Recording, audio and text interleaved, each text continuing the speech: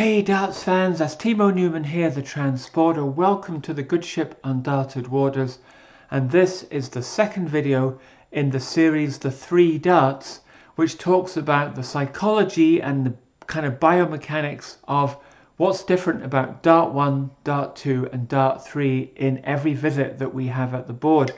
Here are Darts 2 and 3, that's Dart 1. That's not too bad, although it took a while for me to do that because my hands are freezing.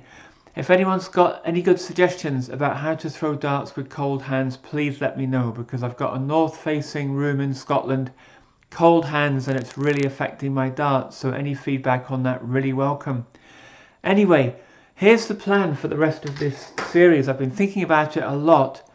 In the first video, I sort of sketched out a model of the dart player's brain. And that included certain components that I think switch as we go through our visit from darts 1, 2 and 3.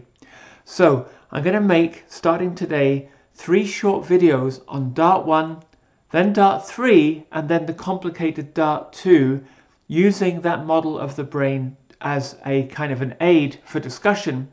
But what's going to happen is we're going to bring out certain themes.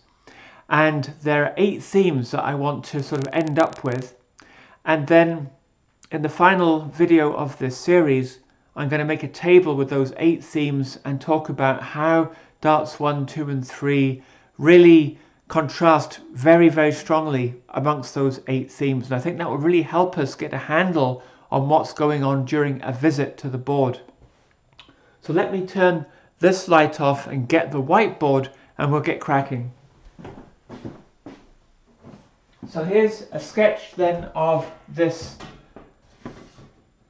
model of the dart player's brain. And just to remind you, we saw this in the first video. A is the activator, and that's what happens in our brain just before we throw the dart. We activate or we actuate the muscles and we throw the dart. So that is the part of the brain that connects to the universe outside of the brain by throwing the dart, okay? And these are 2 different kinds of muscle memory, long-term muscle memory and short-term muscle memory. And these are going to feed into the actuator before the throw is made. And this is our visual cortex, okay? So we're looking at the board. Maybe it's our first dart and it's just the board, or maybe it's our second or third dart and we already can see where those darts landed, but that's going to feed into the actuator as well. And this S here stands for sensory, and it's basically about how our brain is monitoring how our body feels, okay? Particularly after we've thrown a dart. We all know this, that when we throw a dart, we have a feeling about how that went, sort of almost unconsciously, how the muscles felt, and that will feed in to the short-term muscle memory, all right? So using this model then, what's going on with the first dart? Essentially, it's dominated by long-term muscle memory. Now we have to be very careful how we talk about this, because you might say, well, do you mean the first dart when you first start in the day, like your first start of the day, or do you mean the first start of a visit? Okay, and that's a really, really good question, and it's all about timescales, because your first start of the day might be 12 or 24 or longer hours after your previous start, and then it's totally long-term muscle memory, and no one has great expectations on that first start of the day.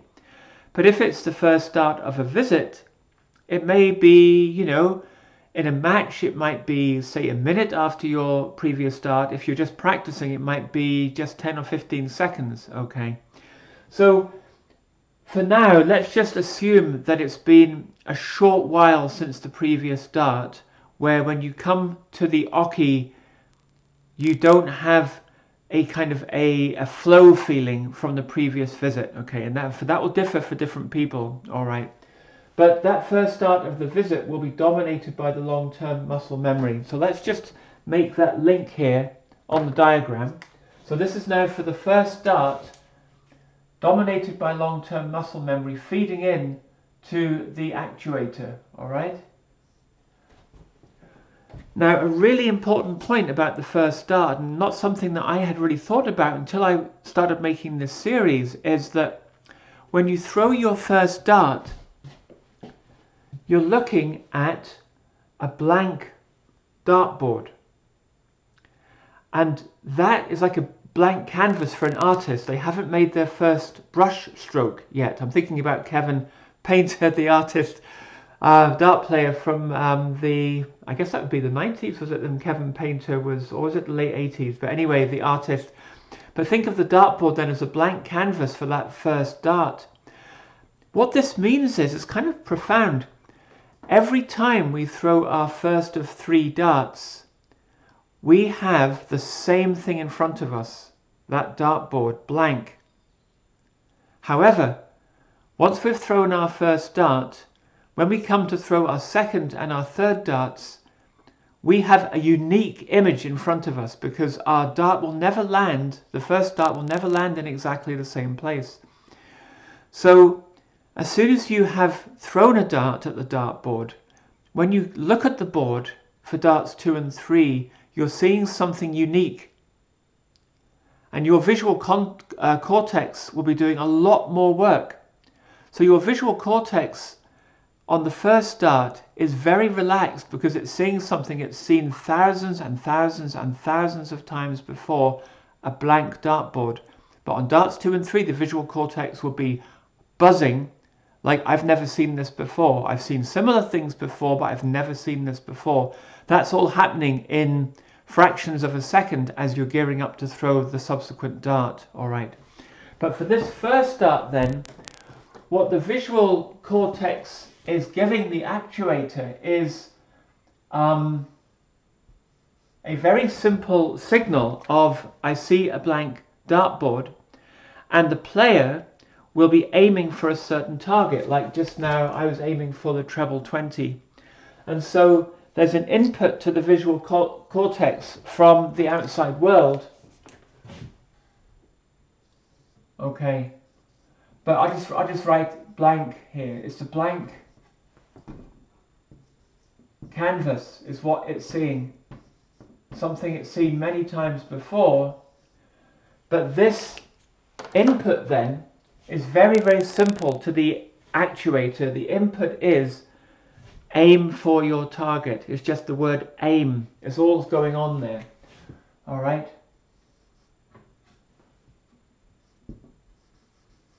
And you might think this is a bit simplistic, but I can assure you that when we talk about darts 2 and 3, there's a lot more going on. It won't just be aim. Okay. And I won't sort of like spoil that now, but you'll see in the next couple of videos what I mean, how things get much more complicated with our vision in terms of what signals are being sent to the actuator.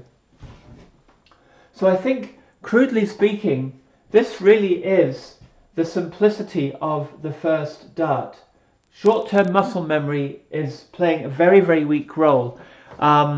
Let's say that you're playing a relatively slow player, then this will be very, very weak. Won't be feeding in very much, okay, because that previous dart might be 1 or 2 minutes ago, all right. If you're playing in pairs, for example, and you only get to go every other dart, again, this will be very, very weak. So this short-term muscle memory is something we'll get much more into on darts 2 and 3, but the thing to think about this is, it's sort of like a battery that gets charged up when you do things, but when you stop doing things, it drains. It's like a battery that drains really quickly, so you have to keep charging it all the time. It's like a phone that's very old and has to be kind of charged up constantly, like my phone actually. Right, so the short-term muscle memory is like that. So if you're playing a fast player, like Rapid Ricky Evans or Josh Rock, you're throwing very frequently, this battery doesn't discharge when you come back for your next visit, and so this is a much stronger input.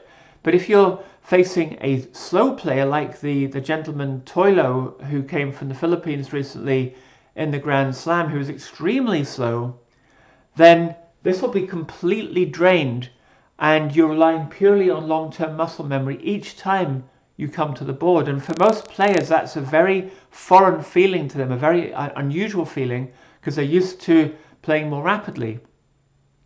So you see how the opponent, the speed at which they play switches between long-term muscle memory and short-term muscle memory, particularly this draining, almost completely if you're playing a relatively slow player. So I think that might be all I want to say about the first dart today. It's really just setting the scene, because when we talk about darts 2 and 3, this sensory unit's going to come into play. There's going to be a different function for the visual cortex, which is about calibration. This concept of calibration will start coming in, because it has to compute not just what it sees with the board, but also what it sees with respect to the first dart. Okay, like where did that go? Was it close to where I aimed or not? If not, what do I have to do to adjust? All that happening in, tens of milliseconds, feeding into this actuator before we go for the next visit. Okay, so I think that's all I want to say, apart from maybe one thing. Once you start thinking about this, maybe when you practice, try to kind of check in with what's going on in your mind when you are about to throw your first dart. And something that I've noticed is that my first dart can go much better if I focus on the target. Now that sounds really stupid, right? But I don't mean it to be stupid. There's aiming, and then there's really aiming. Okay, so aiming is when you go up to the board and say, right, I want to go for a treble 20, and you look at the treble 20 and you throw your dart. That's kind of normal aiming. But there's a different kind of aiming which has what I would call focus, where you're not just sort of aiming at that treble 20, you are piercing it with your eyes. You are burning a hole in the dartboard at that place with your eyes. But you mustn't do that and get tense. But you do that very relaxed still. And what I find is, not frequently, but if one does that, one can absolutely nail that target with the first dart. So there's something about focus that can occur on the first dart, but that will ebb away on darts 2 and 3 because of feedback, and be replaced by what in sports people often call flow. So I think two of these themes that are going to be coming out in the wrap-up video in a few days' time will be the counterbalance between focus and flow. Okay, we've got counterbalance between long-term muscle memory and short-term muscle memory. We've got counterbalance between aiming and calibrating. All of these things are switching as we go from darts 1 to darts 2 to darts 3. So I'm going to leave it there for now. I'm going to be right back tomorrow and the day after with the next two videos. So dart 3 next, which is the complete opposite of dart 1. And until then, 3 darts at the oche, make them count. I hope everyone's doing well in this cold, cold weather, if you're in the northern hemisphere that is, and I'll see you next time.